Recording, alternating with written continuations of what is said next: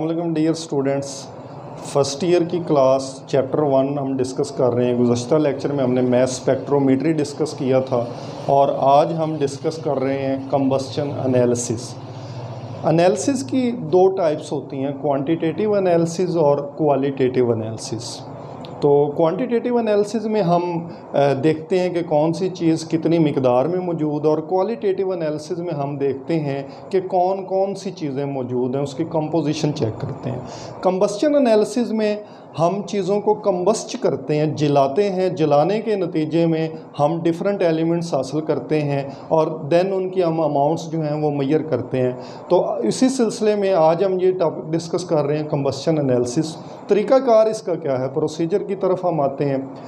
जिस कंपाउंड का हमने एनालिसिस लेना है, एनालिसिस करना है, उस कंपाउंड की हम वेट अमाउंट जो है वो लेंगे। फॉर एग्ज़ाम्पल मेरे पास एक कंपाउंड है ग्लूकोज और मैं उसका एनालिसिस करना चाह रहा हूँ कि उसमें कार्बन, हाइड्रोजन और ऑक्सीजन कितनी कितनी मिकदार में मौजूद हैं। तो उसके लिए जो सबसे पहला काम मैं करूँगा वो ये है कि मैं ग्लूकोज की एक डेफिनेट अमाउंट लूँगा, उसको वे करूँगा, उसको राइट डाउन कर लूँगा एक जगह पे। सपोज़ मैंने 10 ग्राम ऑफ ग्लूकोज लिया है तो मैं 10 ग्राम ग्लूकोज जो है वो नोट कर लूँगा कि ये मेरे पास 10 ग्राम ग्लूकोज है। देन उसको मैं कंबस्शन ट्यूब के अंदर उस ऑर्गेनिक कंपाउंड को रख दूँगा। यहाँ पे उसकी कंबस्शन का प्रोसेस होगा। एक्सेस अमाउंट ऑफ एयर जो है इसकी मौजूदगी में हम कंबस्शन का प्रोसेस करेंगे। ग्लूकोज की हमने वेट क्वांटिटी ली है, उसको हमने हवा की वाफर मिकदार में जो है जलाना है।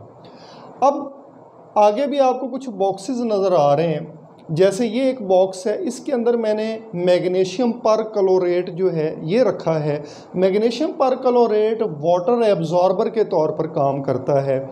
ये जो मैग्नीशियम परक्लोरेट है इसकी भी मैंने वेट अमाउंट रखी है यहाँ पे।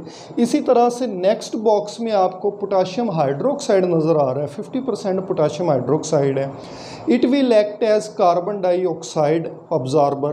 तो ये हमारे पास जो है दो केमिकल्स हैं, ये कार्बन डाइऑक्साइड एब्जॉर्बर है, ये मैग्नीशियम परक्लोरेट एब्जॉर्बर, ये वाटर एब्जॉर्बर के तौर पर काम कर रहा है।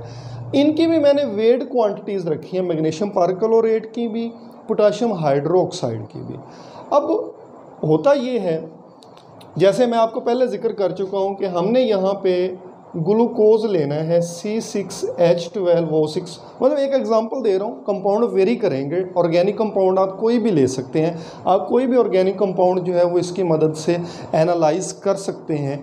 मैंने आज जो है वो आसानी के लिए ये ग्लूकोज लिया है। अब ये है कि जब आप ग्लूकोज को बर्न करेंगे इस कंबस्शन ट्यूब के अंदर, तो आपको पता है कि ये हवा की मौजूदगी में ये प्रोसेस होता है। हवा में ऑक्सीजन होती है, ऑक्सीजन जलने में मदद करती है। तो यहाँ पे जो चीज़ हमारे पास बनेगी वो कार्बन डाइऑक्साइड है, वाटर है और साथ में एनर्जी प्रोड्यूस होती है इस प्रोसेस में। अब हमारा मिशन भी यही था कि जो इसके अंदर कार्बन है उसको कार्बन डाइऑक्साइड में कन्वर्ट कर लिया जाए, जो इसके अंदर हाइड्रोजन है उसको भी वाटर में कन्वर्ट कर लिया जाए। ये दोनों गैसेस जो हैं वो यहाँ से एस्केप करेंगी, वाटर वेपर्स भी यहाँ से अगली ट्यूब में मूव करेंगे, कार्बन डाइऑक्साइड भी अगली ट्यूब में मूव करेगी। अब जैसे कि मैं आपको पहले बता चुका हूँ कि जो वाटर है वो तो एब्जॉर्ब हो जाएगा मैग्नीशियम परक्लोरेट में। हमने यही बात की कि ये वाटर एब्जॉर्बर के तौर पर एक्ट कर रहा है। इसी तरह से जो कार्बन डाइऑक्साइड है वो यहाँ से गुजर जाएगी, वो अपने जो चैम्बर है जहाँ पे हमने पोटाशियम हाइड्रोक्साइड रखा है, कार्बन डाइऑक्साइड जो है वो पोटाशियम हाइड्रोक्साइड के अंदर एब्जॉर्ब हो जाएगी। और जो ऑक्सीजन है इसको हम एंड पे फाइंड आउट करेंगे मेथड ऑफ डिफरेंस के ज़रिए। तो अब आते हैं जी असल हमारा जो काम है उसकी तरफ आते हैं। चूँकि हमारा जो कंसर्न है, मेन कंसर्न वो है परसेंटेज ऑफ कार्बन के साथ और परसेंटेज ऑफ हाइड्रोजन के साथ। हमारा कंसर्न कार्बन डाइऑक्साइड और वाटर के साथ नहीं था, लेकिन हमने एक चैनल अडॉप्ट किया है, एक वे आउट निकाला है। डायरेक्ट हम इनकी अमाउंट्स फाइंड नहीं कर सकते थे, हमने इसलिए पहले इनको कन्वर्ट किया है कार्बन डाइऑक्साइड और वाटर वेपर्स में। देन अब हम एक फार्मूला अप्लाई करेंगे। वो फार्मूला क्या है? फॉर एग्ज़ाम्पल हमने कार्बन की परसेंटेज कैलकुलेट करनी है। तो उसके लिए हम क्या करते हैं, सबसे पहले हम देखेंगे कि मैस ऑफ कार्बन डाइऑक्साइड ये कितनी है। अब अगला सवाल ये पैदा होता है कि कार्बन डाइऑक्साइड की मैस हमारे पास कहाँ से आएगी, कैसे आएगी। तो उसका तरीका ये है कि आपने, चूँकि ये वज़नशुदा मिकदार इसकी रखी थी पोटाशियम हाइड्रोक्साइड की, सपोज़ आपने इसके रखे थे 5 ग्राम।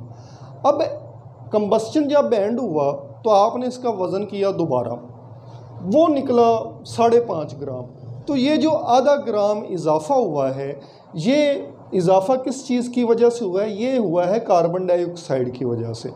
वो जो ½ ग्राम है कार्बन डाइऑक्साइड का, वो यहाँ पे आएगा। इसको हम कहते हैं मैस ऑफ कार्बन डाइऑक्साइड। ये हम यहाँ से कैलकुलेट कर रहे हैं। सिमिलरली वाटर की मैस भी हम यहाँ से कैलकुलेट कर रहे हैं। इसके आपने फॉर एग्जांपल 10 ग्राम रखे थे, वो 11 हो चुके हैं। तो वो जो 1 ग्राम इजाफा हुआ है वो किस चीज़ का है? वो वाटर वेपर्स का है। तो ये 2 मैसेज तो आप यहाँ से ले लेंगे। अच्छा, इसके बाद आ गया जी mass of the organic compound. ये ऑर्गेनिक कंपाउंड का मैस कहाँ से आएगा? ऑर्गेनिक कंपाउंड का मैस आपने चूँकि जो शुरू में इसका वज़न किया था यहाँ पे रखा है, वही वेट आप यहाँ पे रख देंगे, mess of the carbon dioxide over mass of organic compound. अच्छा, अब आगे बढ़ते हैं। अब आगे वो कह रहा है जी यहाँ पे आएगा एटॉमिक मैस ऑफ कार्बन, और ये मेरा ख्याल है कि हर बच्चे के इल्म में है।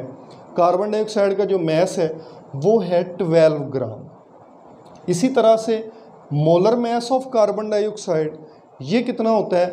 कार्बन डाइऑक्साइड का मोलर मैस आप निकाल सकते हैं। इसमें कार्बन का 12 है और ऑक्सीजन के 2 एटम्स का है 32, तो टोटल ये हो गया 44। तो ये आप वैल्यूज़ जो हैं वो यहाँ पे ये लिखने के बजाय आप इनकी डायरेक्ट वैल्यूज़ भी लिख सकते हैं, 12/44। साथ ये 100 मल्टीप्लाई हो रहा है और साथ ये mass of carbon dioxide over mass of organic compound जो है वो आ जाएगा। अच्छा, ये इस तरीके से आप कार्बन की परसेंटेज तो कैलकुलेट कर लेंगे। अब आते हैं हम हाइड्रोजन की परसेंटेज की तरफ। जैसे कि मैं पहले बता चुका हूँ कि हम वाटर का मैस जो है वो यहाँ से फाइंड कर लेंगे, मैग्नीशियम परक्लोराइड का जो इनिशियल हमारे पास मैस था, और after the completion of combustion जो मैस में इंक्रीज़ हुआ है वो आप डिफरेंस से मैस ऑफ वाटर जो है वो फाइंड आउट कर लेंगे। ओवर क्या आ जाएगा? Mass of organic compound. ये वहाँ से जो आपने इनिशली एक वेड अमाउंट इसकी रखी थी और उसको नोट किया था, वही वैल्यू इधर जो है जो यहाँ पे आई वही सेम टू सेम वैल्यू इधर आ जाएगी। अच्छा, साथ में आपने मल्टीप्लाई किससे करना है? Atomic mass of hydrogen. Hydrogen अगर एक एटम है तो वो 1.008 है, और अगर मॉलिक्यूल है जैसे कि यहाँ पे H2 होता है तो ये हमारे पास आ जाएगा 2.016। ये हाइड्रोजन की मैस आ जाएगी। Over molar mass of water, ये भी आपके इल्म में होगा। वाटर की मोलर मैस जो है वो 18 होती है, 16 जो है वो ऑक्सीजन की मैस है और 2 हाइड्रोजन की हम कैलकुलेट करते हैं। तो ये इस तरह से आप परसेंटेज जो है वो हाइड्रोजन के भी निकाल लेंगे। अब हम बात करते हैं जो ऑक्सीजन की मैस है वो कैसे फाइंड करते हैं। ऑक्सीजन का डायरेक्ट मेथड तो नहीं है फाइंड करने का, उसका एक रीज़न है उसकी, वो ये है कि चूँकि आपने कंबस्चन के प्रोसेस में हवा जो है वो एक्सेसिव अमाउंट में यूज़ की है, एक्सेस अमाउंट आपने उसकी ली है, तो हमें कोई अंदाज़ा नहीं है कि ऑक्सीजन उसमें से कितनी हम दे चुके हैं और कंपाउंड के अंदर कितनी चीज़ें मिक्स अप हो गई हैं।